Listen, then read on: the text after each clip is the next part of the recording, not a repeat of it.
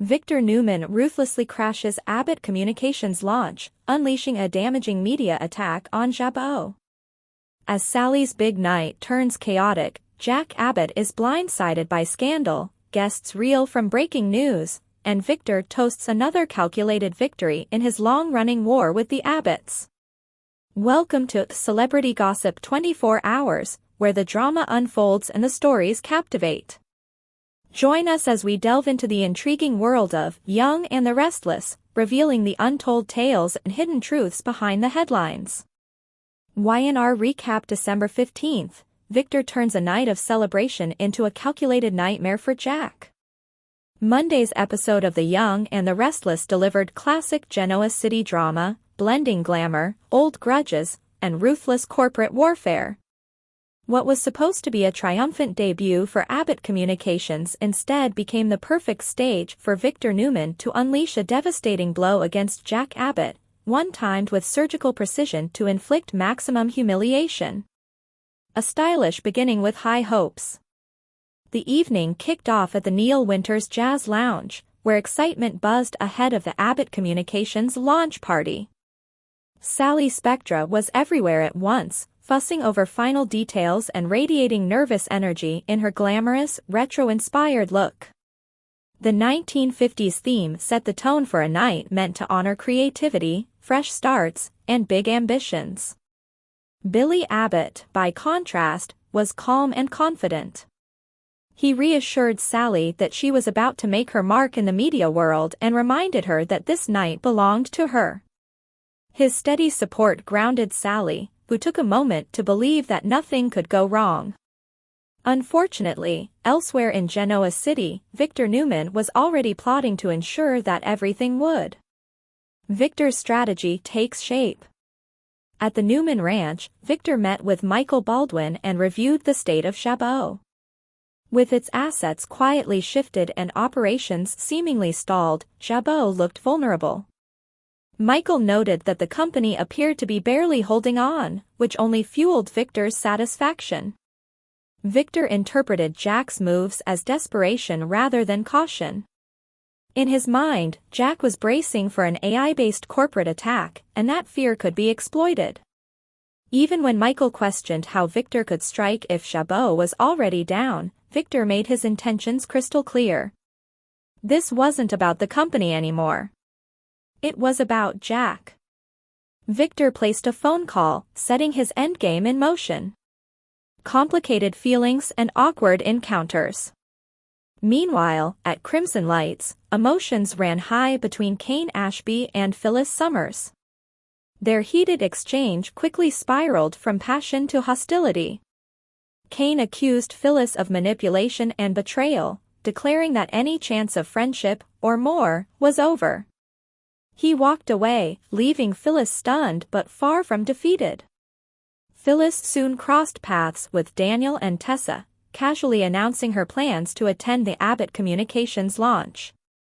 Daniel was skeptical, reminding his mother that her history with parties often ended in disaster. Phyllis waved off the concern, insisting she was officially invited and promising, almost jokingly, that no one would die this time. Despite his doubts, Daniel agreed to go along, determined to keep an eye on her. He even brought Tessa as backup, much to Phyllis's annoyance. Begrudgingly, Phyllis accepted the situation, masking her irritation behind a tight smile. Tension builds before the party. At the GCAC dining room, Kane reunited with Lily Winters. Their interaction was warm but cautious, layered with shared history and unresolved feelings. Lily teased Kane about his lack of period-appropriate attire, sending him off to fix it. Their easy banter didn't go unnoticed by Devin and Abby, who questioned Kane's intentions and worried about Lily reopening old wounds. Lily brushed off concerns, emphasizing that Kane was the father of her children, not a romantic prospect. Still, the dynamic raised eyebrows, especially when Victoria Newman joined the group, also dressed for the theme.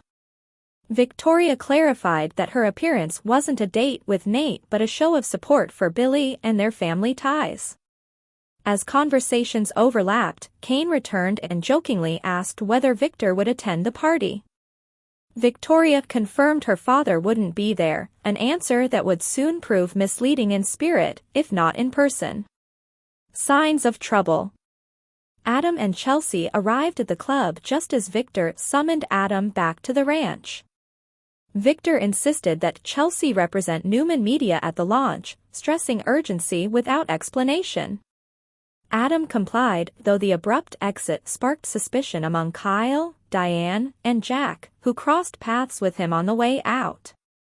Kyle teased Adam about retreating from competition, but Adam coolly remarked that business wars didn't pause for parties. His words felt ominous in hindsight. Back at the Jazz Lounge, Sally noticed Phyllis's name on the guest list and worried about potential drama. Billy admitted he'd invited her, partly out of pity and partly to let her witness Abbott Communications' success firsthand. Sally sought reassurance that Billy was fully committed to transparency and teamwork. He promised his unwavering support, and together they prepared to officially kick off the night. The party begins, and old wounds resurface. As guests filtered into the lounge, cameras flashed and champagne flowed. Jack and Diane congratulated Sally and Billy before circulating, proud of the new venture. Kane and Lily made their entrance together, prompting immediate tension with Billy, who confronted Kane over past sabotage. Kane apologized sincerely, expressing his good wishes for the launch. Sally diffused the situation, encouraging Kane to stay and insisting that nothing could dampen their success. If anything, she joked, Kane would simply have to watch from the sidelines as they thrived. Still, whispers spread. Diane and Devin both questioned Kane's presence, while Abby reminded Devin that Lily and Kane would always be connected through their children. Devin vowed to protect Lily from further hurt, though it was clear she was capable of handling herself. Phyllis arrives with an agenda. Phyllis made a dramatic entrance with Daniel and Tessa, immediately setting her sights on Kane and Lily. A brief, icy exchange at the bar confirmed that tensions were far from resolved. Lily remained polite, Phyllis dismissive, and Kane quietly relieved that their chapter was truly closed.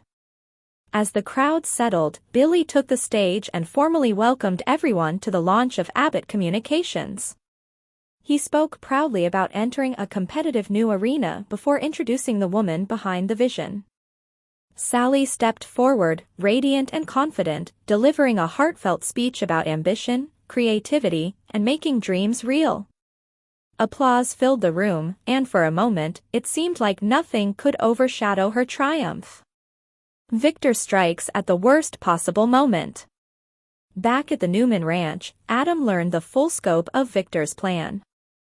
With Jabot effectively shut down, Victor wanted to control the narrative.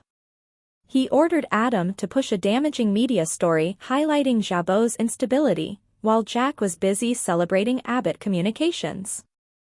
Michael urged caution, warning that once the story broke, it would spread uncontrollably. Victor didn't care.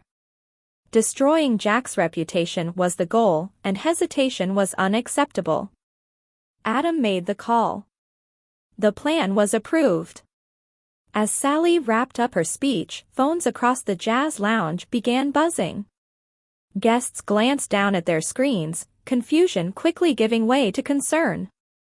Jack checked his phone and froze, realizing exactly what was happening.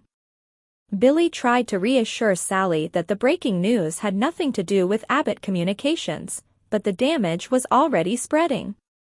Victoria immediately suspected her father's involvement, especially when Chelsea admitted she'd had no prior knowledge of the attack. Around the room, reactions rippled. Devin, Abby, and Nate pieced together the truth. Phyllis confronted Jack directly, pressing him about Jabot's future. Jack could barely contain his fury. A toast to ruin. At the Newman Ranch, Victor raised a glass with Michael and Adam, smugly celebrating what he viewed as a flawless victory. He toasted Jack Abbott as the architect of his own downfall, convinced that public perception would finish what corporate sabotage had started. The contrast couldn't have been sharper, one man reveling in destruction, another standing in the ruins of a night meant to celebrate hope. Final thoughts. The December 15th episode underscored why The Young and the Restless remains a masterclass in long-form drama. Victor's ruthless timing transformed a joyful milestone into a public nightmare, proving once again that in Genoa City, success makes the biggest target. As Jack reels and Sally faces the uncertainty of her company's debut being overshadowed, the fallout from Victor's latest move is only just beginning. For more of the latest updates and behind-the-scenes secrets from Young and the Restless, make sure to hit subscribe and ring that bell. Stay in the know with every new release.